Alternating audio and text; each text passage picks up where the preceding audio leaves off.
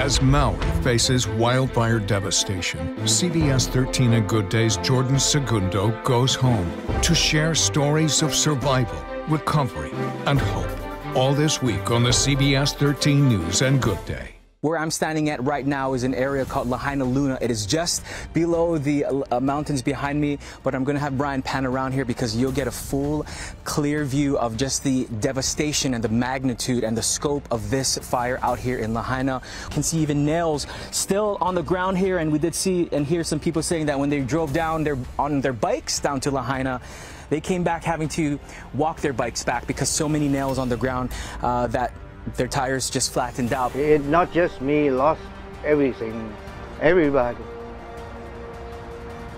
Everything's gone. With this vantage point, seeing above Lahaina, what was once a historic town, now just rubble and ash. As the death toll rises, new video has emerged showing the ferocity of the wind-driven flames. Many island residents returning to West Maui have a very tough road ahead of them, and with access still quite scarce here, many people in the community have already been stepping up to help.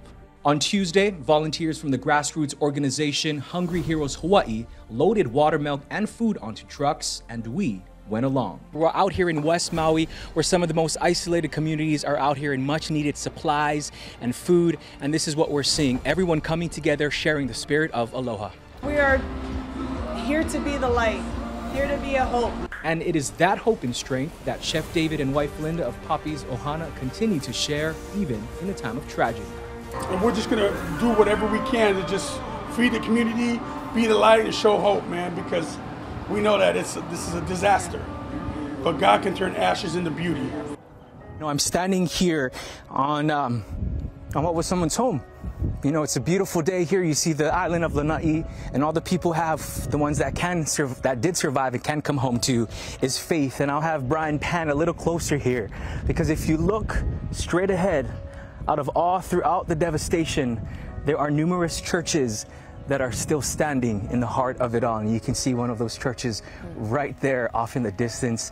Just a glimmer of hope through all the destruction that the people of Lahaina, the people of Maui, the people of Hawaii are dealing with right now. But today the focus is not on the rebuild process, but instead on helping the people who lost everything. Weary and tired. State Representative Ellie Cochran represents West Maui. She says the government's response has been poor, but local residents have been stepping up despite the circumstances. We've seen throughout the days that we've been here, the entire community has been helping us out. I know Auntie Norlin across the street, she's been giving us water and food as well. But even through all the destruction and all of the rubble, I want to show you a sign of hope.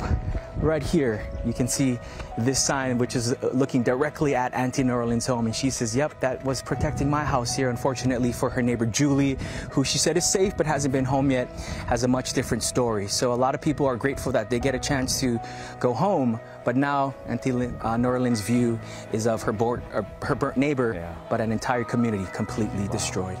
I bet many of our viewers just experienced what I did, chills. I just got chills just seeing that statue. Hawaii native and CBS 13 correspondent Jordan Segundo, live in Maui as President Biden tours the wildfire devastation. We're getting answers with complete Maui coverage on the CBS 13 News at 10.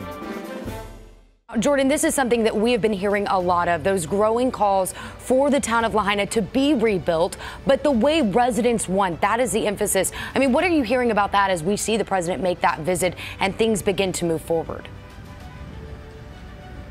Well, Hunter, that's one of the biggest concerns for the people who live here in Lahaina. As you can imagine, Lahaina is not only a historic town with roots that date back to with King Kamehameha called this place his home, but it's also prime real estate. This is right near the ocean. This is a place where a lot of tourists would come and visit. So a lot of the locals and the people who lost their homes, they're just afraid that this place may turn into a development, another Waikiki in a sense, and they don't want that. They still want this place to be an area where people from around the world can come and enjoy, but they don't want that to lose the authenticity of what this place really was and to lose the tradition and the culture. So it is going to take some time to move forward. I know a lot of talks have already been happening happening as far as how to rebuild this town, but the local people, all they want to do is just be a part of that so that they can all have a say and all come together and really allow this place to thrive just like it was before this devastation happened. Jordan, this has been such a personal journey for you as you wrap up your coverage. You've been on Maui for nearly a week now covering the disaster.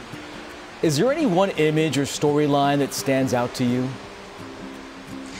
You know, Tony, there are three things that really stand out. The first is through this tragedy, through this devastation, seeing the strength of the people here in Hawaii, the aloha, sharing the true meaning of ohana, not just with each other, but with the entire world. And two is that although the west side of Maui, Lahaina, Ka'anapali, might be closed, they'll need time to heal and to recover, that the rest of the island is still open, especially South Maui, where there are businesses out here that rely on visitors and tourism. So although the last couple of weeks, you know, they did encourage people to maybe give your space, a lot of the businesses are saying, hey, don't forget about us. And lastly, the one image that will always stay with me was the image that I took on Friday when Brian and I went into a neighborhood where on one side of the street, those homes were completely saved, and on the opposite end, just complete utter devastation. And through all of that rubble, through all of that ash, we found one symbol of hope. It was the Virgin Mary statue that was standing there. And you know, I may not be a very religious person, but I'm a very spiritual person, and I felt something guided us to that very moment and showed us that no matter what tragedy we're dealing with right now, that if you can find some hope, some faith, even in the darkest hours, that everything will be okay.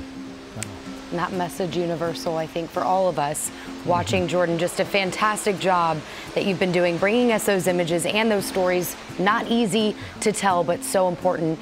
And we know, again, it's been so personal. We appreciate it tonight.